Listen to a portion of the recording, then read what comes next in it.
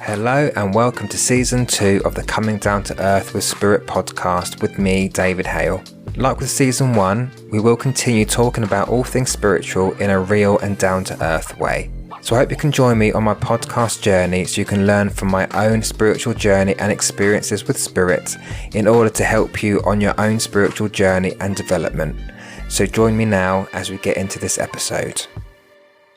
Well, hello everybody and welcome to a brand new season of this podcast.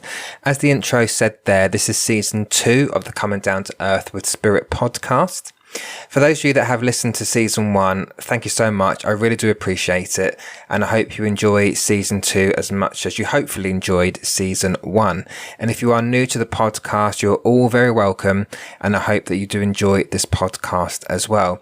And if you haven't listened to Season 1, you can go back and listen to it. You might find some interesting episodes there, some interesting topics that we talked about.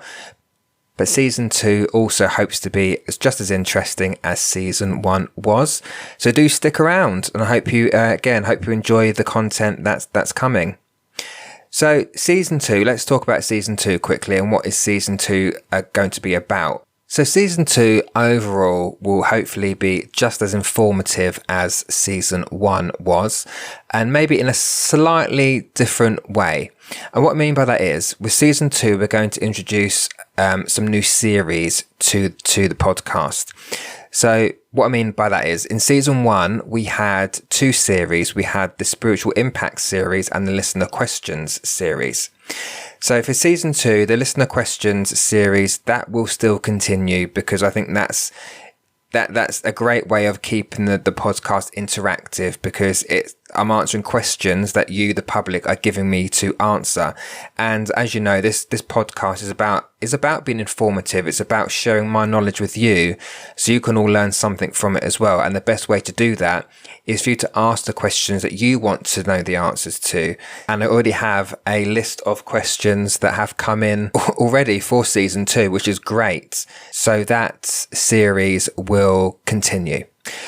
For Season 2, we're going to discontinue the Spiritual Impacts series and instead we're going to replace it with two new series.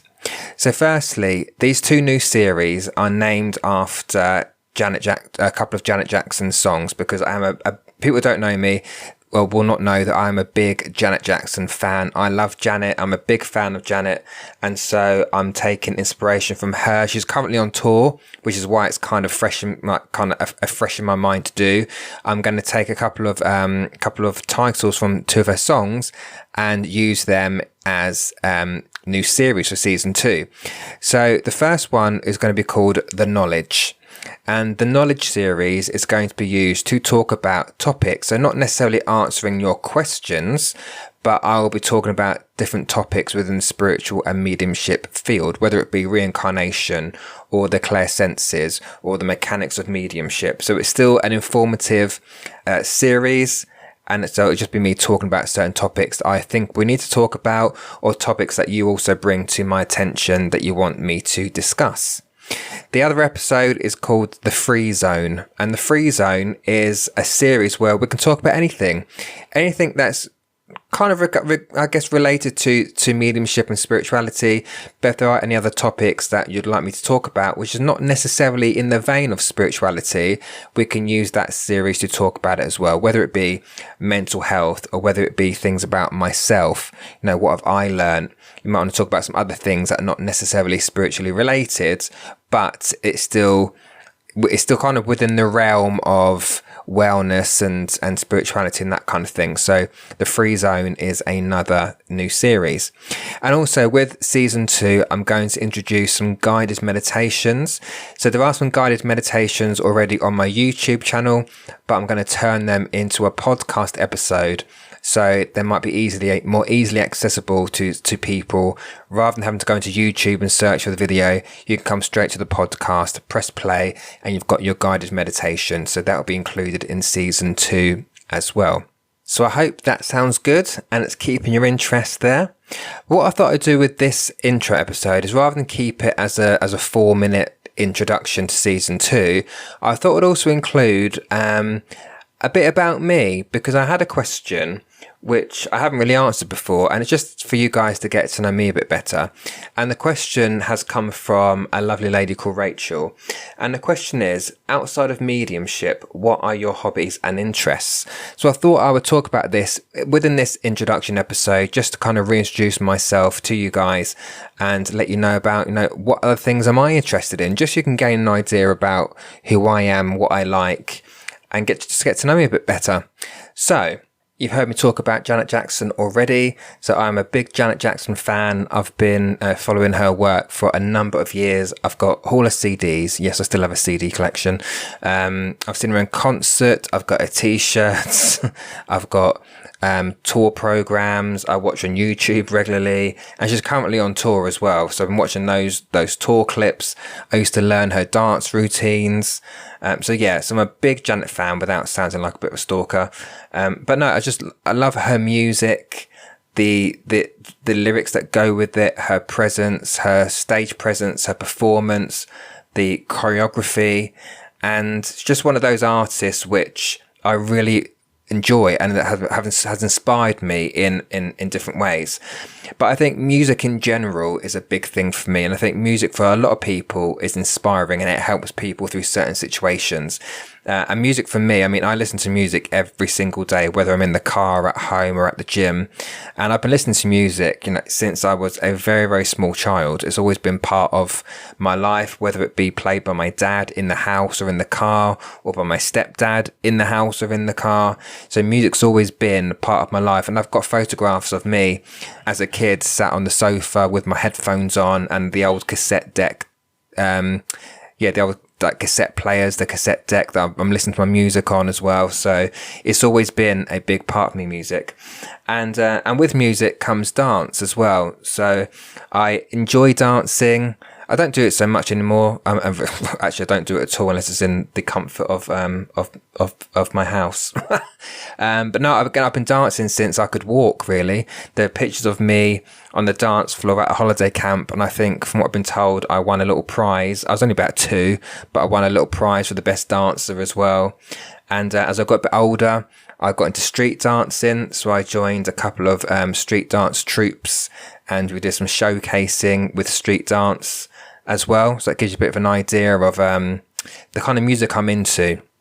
I'm very much into R&B, hip hop, soul, funk, hip hop, jazz, crossover, so all that style of music, because because I can dance. I've got the rhythm, you see, and R&B for me has that rhythm and that melody that you can really dance to, which does surprise some people, because a lot of people think that I'm dancing around my handbag to Lady Gaga, Cher and Dolly Parton, which I'm not. And that's not being disrespectful to those ladies. They're very talented artists in their own right, but it's just not my cup of tea.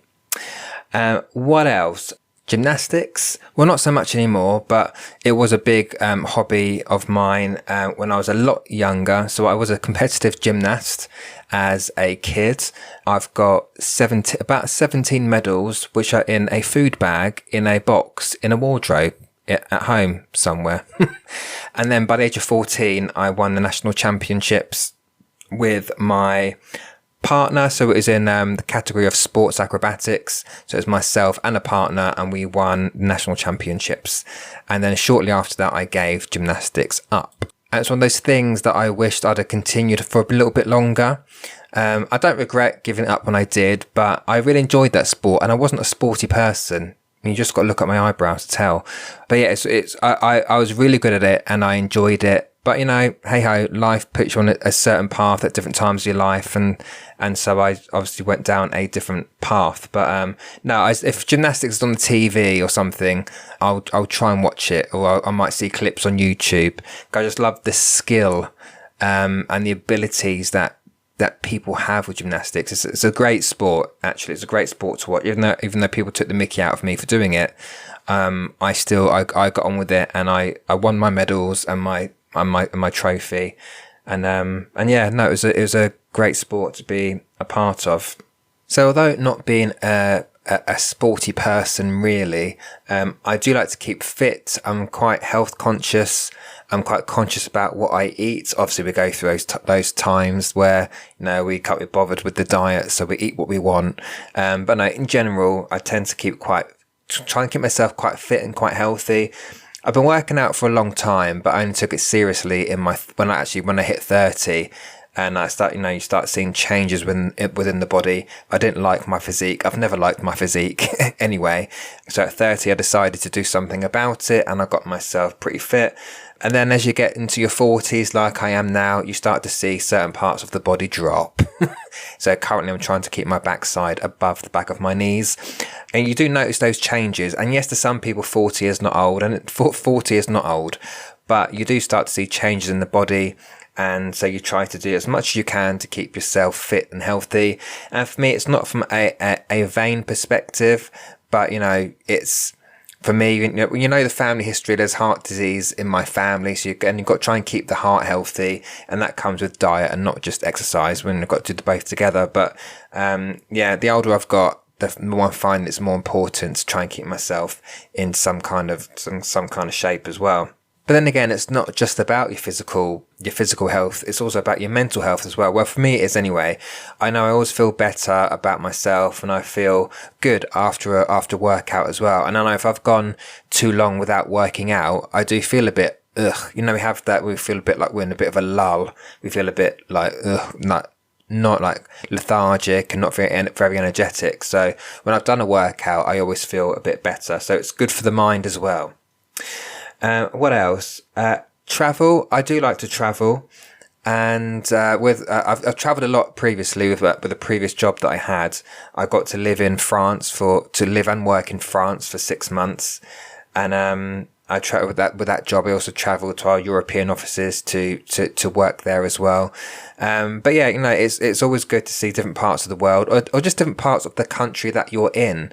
We do like to get on a plane and go abroad, and I very much do as well. But there's also different parts of your country which are beautiful. There's parts of the UK which are beautiful, and there's still a lot more of it for me to explore, a lot more of the world for me to explore. So I do like to travel as well. And Thailand, I have to say, was one of my favourite destinations. It was a birthday trip that my other half surprised me with. He didn't tell me he was booking it. He organised everything.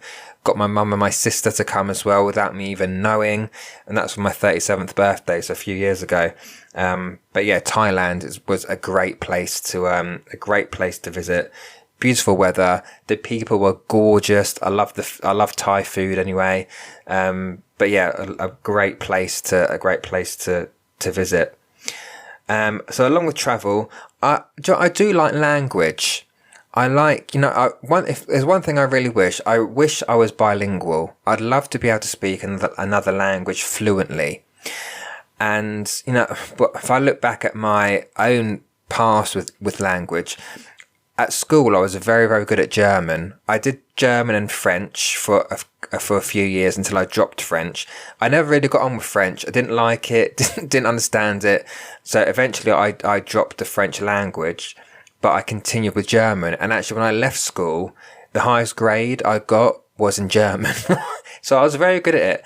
And my stepmother is half German. And I remember when she got married to my dad, her grandparents, who were German, came over, and they didn't speak a word of English, but I was able to have a conversation with them in German. But language is one of those things where if you don't use it, you lose it. And so when I left school, I never spoke it. I spoke it at school because you're in German class, right? The teacher would speak to you in German, so you had no choice but to speak German. I went to Germany twice with the school on a school exchange and stayed with the German family.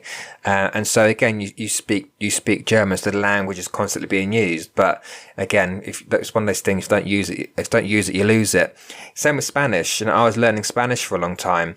And I was quite good at Spanish, but I can't have a conversation in it, but I can understand some things they say. I can read it and understand a lot of the words. But, again, when you stop studying it or you stop using it, is you kind of lose it. I guess if you go back into the languages and start restudying them, then you'll pick it up again. But also, if you're not in the country where they speak the language, it's difficult to keep the language up unless you know a load of Spanish speakers. Do you know what I mean? So, but Spanish, I've always been drawn to the Spanish language. I've been to Gran Canaria, God knows how many times. And we try to, my other half, both of us actually, we try to speak a little bit of Spanish whilst we're there, even if it's just to say thank you or yes or no or whatever it might be. We try to do that. And going back to French, when I was asked to live and work in France for 6 months with a previous job company that I worked for, I made the attempt to try and relearn French again. Although I wasn't a fan of the language at school and I didn't quite get it, I decided that, if I'm living in this country for 6 months, and the French are very patriotic about their language, right? Even if you go into a shop and they know you're English, they won't attempt to speak English back to you. They will try and make you speak French. And when I moved to France in 2013 for 6 months, I didn't speak. Obviously, I knew, yes or no and some of the numbers and whatever. But I'd forgotten a lot of it from school. But I did learn a lot of French in the 6 months I was there. I did speak a little bit of it to the people I was working with because they were French as well. And so I was getting really good at it. But then when I came back from France after the 6 month period, I stopped speaking it. And again, you then lose it. So, if you ask me now to have a conversation in French, I couldn't do it. However, I think I can still do speak the numbers and a few basic things, and actually in all the languages. So I can count. I can count in 3 languages and the days of the week in 3 languages and those kind of things. But have a conversation in those languages, I ain't got a chance. And then finally, I'm trying to learn Polish because my other half is Polish and obviously he speaks English. So he is bilingual. But yeah, we've been together 5 years and 5 years today, actually. Oh, it's my anniversary today. Been together 5 years today and I still barely speak any Polish. Polish is a very difficult language. I've got to say, obviously to a Polish person, it's not difficult. My other half says to me, no, it's not difficult. I say, yes, it is. How do you pronounce a word which has 1 vowel in it? Or how, the number 3 itself is spelt T-R-Z-Y. I'm like, how the hell would you pronounce a word with no vowel at all? So I'm trying to study it bit by bit. I can count to 10 in Polish, but I won't do it now. But yeah, language is just something that interests me. I like going to a different country and hearing them speak the language. So yeah, anyway, language is another interesting hobby of mine. What else? Ancestry, genealogy. That's one of my big hobbies, big interests. I've been doing the family tree for the past 14 years and I've found out lots and lots and lots of information, but no, the records are updated all the time. So even 14 years later, I'm still finding new things out about people in the family. But it just interests me. I'm quite nosy, actually, when it comes to that kind of thing, because, I'm not afraid of what I'd find out. I guess in some families, there might be, some saucy things going on, which, people don't want you to find out about. But hey, you can't change what happened in the past. I'm not responsible for what family members did in the past or whatever. You can't change it. But it's interesting because I like to know where I come from. And you hear so many stories in your lifetime about, your grandfather told me this, or mum would say to me, like, your granddad thinks his grandmother was from Spain, and I found out she wasn't from Spain at all. And you hear other stories in the family, which I've demystified a lot of things that I found out as well. And it's like in families, you get those, it's like Chinese whispers. That story's handed down and that story's handed down. And while it's handed down, it's changed. And then it changes again once it's handed down. So with the research that you do find out, you can either validate some things or you find out some things were a complete fabrication. And that's what I quite like, actually. I think, I'd encourage anyone to do their family tree. But you have to have that kind of investigative part of you, because it is a lot of things is when you look at things, a lot of it is by process of elimination as well. So it does take a lot of patience, I got to say, a lot of time, a lot of investment into it as well. But yeah, if you are someone who likes to do a bit of investigating and a bit of detective work, which I do quite enjoy that. And then, whatever you find out, you can share with your own loved ones, because, my own parents didn't know very much about their grandparents or great grandparents. So my grandparents on both sides didn't really talk about their families for whatever reason. So, when you start digging into things, you can really find out certain things that the family didn't know.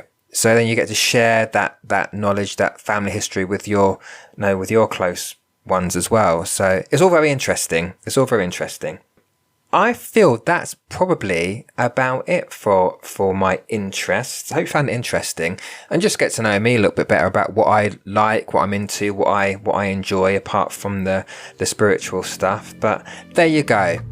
So thanks for listening, and I'll speak to you all again very soon.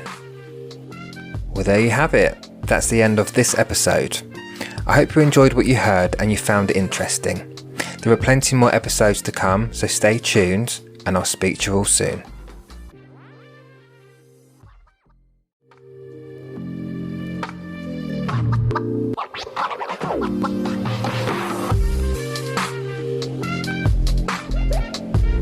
Hello and welcome to Season 2 of the Coming Down to Earth with Spirit podcast with me, David Hale. Like with Season 1, we will continue talking about all things spiritual in a real and down-to-earth way. So I hope you can join me on my podcast journey so you can learn from my own spiritual journey and experiences with spirit in order to help you on your own spiritual journey and development. So join me now as we get into this episode. Hello everybody and welcome to another Listener Questions episode. Thanks for joining. And in today's episode we have a question from Joanne who asks, can your emotions make a person's transition harder for them if you're with them at the time of passing? So actually I'm going to split this question into two. So I'm going to talk about the person's transition physically whilst you're there with them, and then their transition once they've passed over to the world of spirit. But that might make more sense when I go into more details about that. So as always, I'll only go from my own personal experience and knowledge with this and give my take on it. Now, I feel like this is a question where you'll get different answers from different mediums you speak to. And I know that some mediums will say yes to this based on stories that I've heard from clients of mine that have gone to other mediums before and have been told certain things. My personal view on that, Joanne, is no, because my belief is that a person will transition on their terms. And I think that as much as we want to keep our family here, our friends here, it's not up to us when someone passes. But the grief process is a natural part of when someone passes. So with that said, I don't feel that our natural grief will make it harder for anyone to pass, because my belief is when someone's time is up, it's up, and when they're meant to go, they're meant to go. Sometimes they'll pass with you in the room with them, and I think a lot of people know that you can leave the room for 2 minutes, go and get a cup of tea, and then they pass when no one's with them, because the spirit is that the person, the soul is leaving, it's transitioning on their terms, not on our terms. So I don't believe that our emotions can make a person's transition harder. Physically, yes, they don't necessarily want to leave us, but subconsciously the soul of that person knows when it is time to go, and again, therefore it will leave us. It being the soul or the spirit, whatever you want to call it, will transition on their terms when they are ready, whether we don't want them to go or not, right? Whether we want them to go or not. And I've been in that situation. I was with my stepfather when he passed. I was there, my mum was there, my stepbrother was there, and of course it was not a nice thing to see.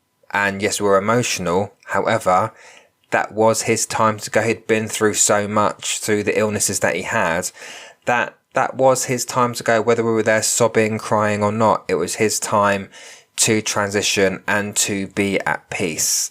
And that's ultimately what we should want for our loved ones, is for them to be at peace. So yeah, so my answer is no to that. Okay, that's just my view and my opinion on that. Now, if I come to the second part of what I want to talk about here is when the person has transitioned. And I'm bringing this up because the example that pops in my head is I had a lady come to me who had been to see another medium, and she'd come to me distraught and quite upset because the medium had told, I don't know who the medium was, so I really don't know. I wasn't told the information. I don't really want to know. But the lady said to me that she's gone to this medium, and the medium had brought through her father, right? And her father had passed to spirit. And the medium decided to tell this lady that her grief for her father's passing had stopped him from transitioning to spirit, as in he's stuck somewhere and hasn't gone through to the light because her grief is keeping him back. Now, many of you listening to this are probably gasping at what I've just said, but that is a true story. And in my view and my opinion, obviously I can't talk about the medium. I don't know who they were. I don't know how they picked up the information. But in my opinion, that's utter rubbish, because grief is a natural thing that we do when someone passes. Whether you cry, whether you don't, it doesn't matter what the grieving process is like for you. Grief is natural.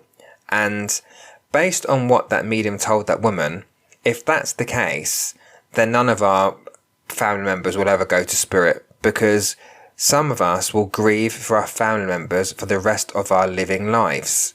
And so if that's the case, until you die, your family member who's passed over is going to be stuck somewhere. That makes no sense whatsoever. Because the spirit world is where your family are destined to go, and where you're destined to go when you transition. And it's things like that which really drive me mad, because it's just, from my opinion, it's just not true.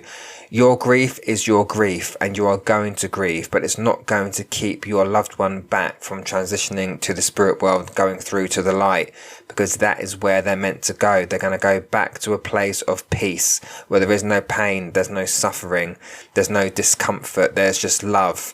So, what mediums like that, so where they get that from, I really don't know.